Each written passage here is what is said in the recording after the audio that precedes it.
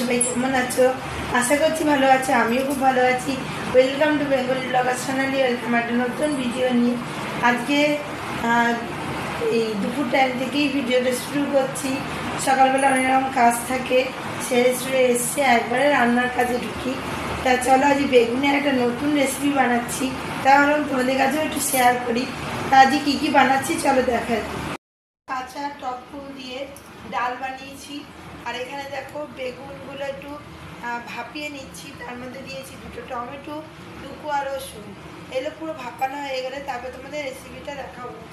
আর এখানে কড়াইতে আমি নিয়ে নেবো তেল। তা দেখো আলু একটু চোখা বানাবো, ছেলেকে টক ডাল আলু চোখা দিয়ে ভাত দেবো।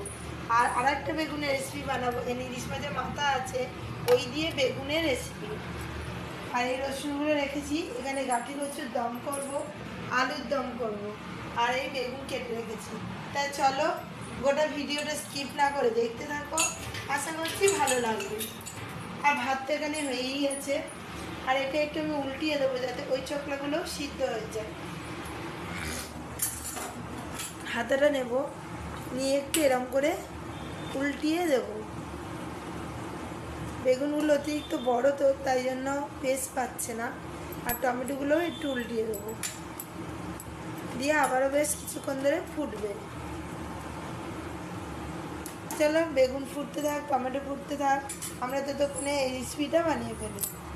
দিয়ে আমি আলু মাখাটা দিয়ে দিয়েছি, সব কিছু মশলা দিয়ে মেখেছি। এই আলু চোখাটা কিন্তু খেতে খুব ভালো হয়। একদিক ভাজা হয়ে গেলে আমি আবার উল্টিয়ে দেবো।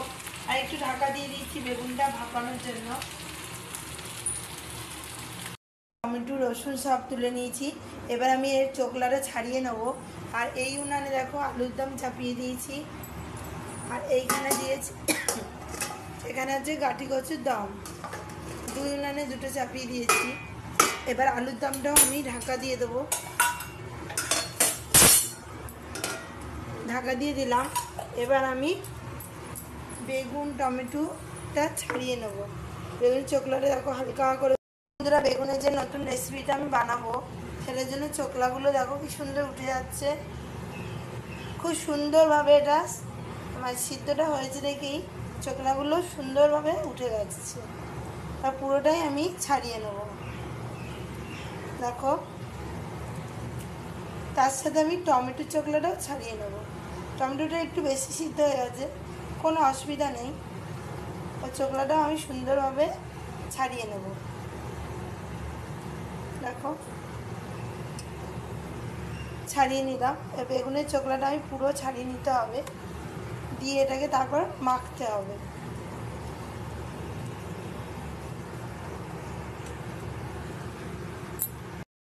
দেখো বেগুনগুলো আমি ছাড়িয়ে নিলাম ভালো করে।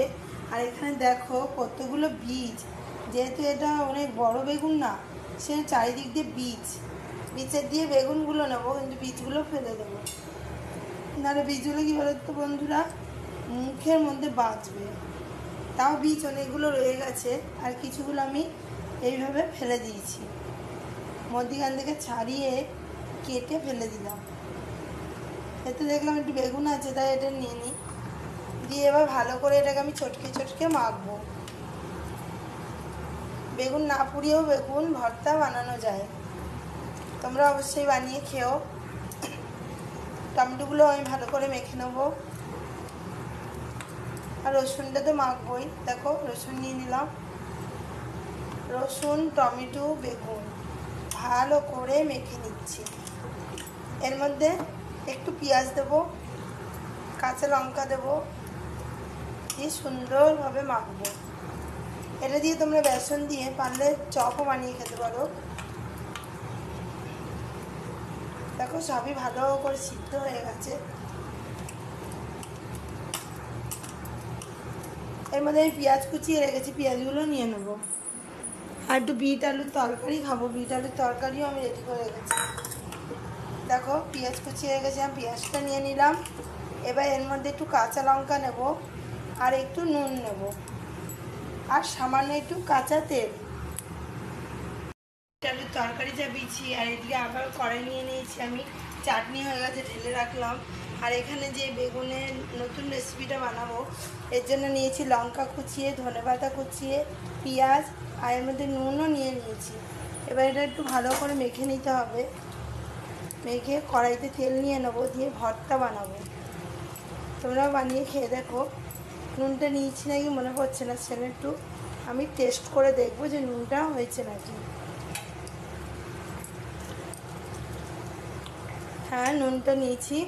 আর পুরো খেতে কিন্তু বেগুন পোড়ার মতনই হয়েছে।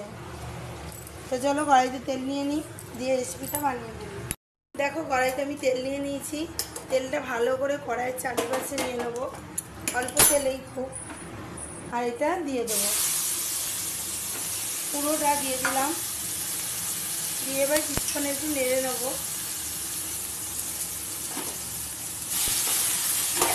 এইভাবে ঠিক নাড়িয়ে নেবো। একটু লো ফ্লেমে এটা করবো, সেজন্য গ্যাসে ফ্লেমটা একটু কমিয়ে দেবো। দিয়ে ওটা লো ফ্লেমে উঠে দাও, ততক্ষণ আমি আমার এই বিট আলুর তরকারিটা ঢেলে নেবো। দেখো ঝোলটা পুরো লাল হয়ে গেছে।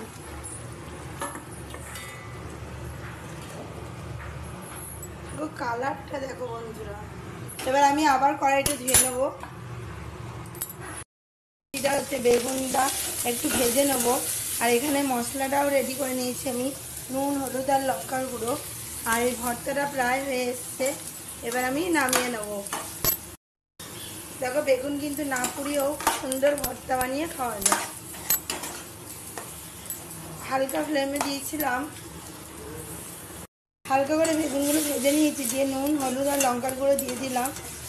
হালকা করে একটু ঝোলটা পাতলা ঝোল হবে, ওই না মশলা দিয়ে দিয়েছি। এবার কষিয়ে নিচ্ছি ভালো করে। আর এখানে দেখো ভর্তাটা প্রায় হয়ে গেছে, আমি এবার ঢেলে নেব। লো ফ্লেমে দিয়েছিলাম, এবার একটু আঁচটা বাড়িয়ে আমি করে নিচ্ছি। আর সুন্দর গন্ধও যাচ্ছে। বেগুন ভর্তা দিয়ে কিন্তু খুব সুন্দর একটা স্মেল আসছে। আর প্রায় হয়েও গেছে, এবার পাত্রে আমি ঢেলে নেবো। আর এইখানে দেখো আর একটা যে বেগুনের রেসিপি বানাচ্ছি মাছের মাথা দিয়ে, সেটা আমি প্রায় হয়ে গেছে। এর মধ্যে এবার আমি জল দিয়ে দেবো, দিয়ে মাথাগুলো দিয়ে দেবো। দেখো মাঝে মাঝে ঝোলটাও আমি চাপিয়ে দিয়েছি। আর বেগুনের ভর্তাও কিন্তু আমার হয়ে গেছে রেডি। পাত্রে ঢেলেও নিয়েছি, এবার ঢাকা দিয়ে জায়গায় রেখে দেবো। আর ঝোলটা ফুটতে থাকুক, আমি একটু ঢাকা দিয়ে দেবো। ফুটে তৈরি হয়ে গেলে তারপর তোমাদের এবার দেখাচ্ছি। দাঁড়িয়ে আছে, এখনো পরোটা হয়নি, করিয়ে নিয়ে যাবো বাড়ি। তোমার চারিদিকে ভিউটা একটু দেখো, তার ভিউটা একবার দেখো। চারিদিকে জঞ্জাল, শিকার, মানে সব বাচ্চাগুলো বসে আছে অনেকটা দূরে, বাচ্চাগুলো নাচ শেখে। আর চারিদিকে টোটো যাচ্ছে, রিক্সা। সন্ধেবেলার ভিউটা। মেয়ে 7টায় ছুটি হবে, নিয়ে বাড়ি যাব, দিয়ে আবার ছেলেকে নিতে আসবো। এই সবই চলতে থাকে সারাদিন ধরে।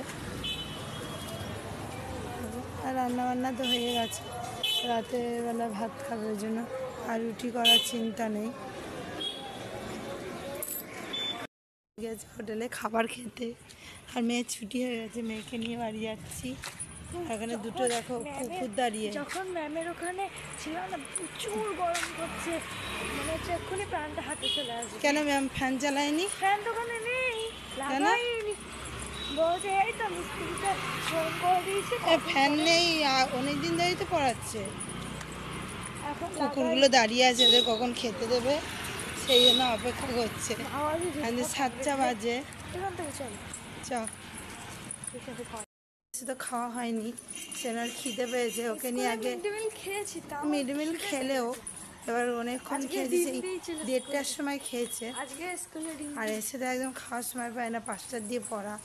ওই জন্য এখন ওকে দিয়ে আসবো, দিয়ে এসে আবার ছেলে আনতে আসবো। সারাদিন তো এইসবই চলতে থাকে। এখন দেখো অন্ধকার, আমাদেরকে দেখতেও পাচ্ছে না। এখানে আরো অন্ধকার। যদি ভালো লেগে থাকে অবশ্যই চ্যানেলটি সাবস্ক্রাইব করবেন, লাইক কমেন্ট শেয়ার করতে ভুলবেন না। কাল আবার নতুন ভিডিও নিয়ে খুব শীঘ্রই আসছি। ততক্ষণ যেন সুস্থ থাকবেন, ভালো থাকবেন, সবাইকে ভালো রাখবেন। বাই।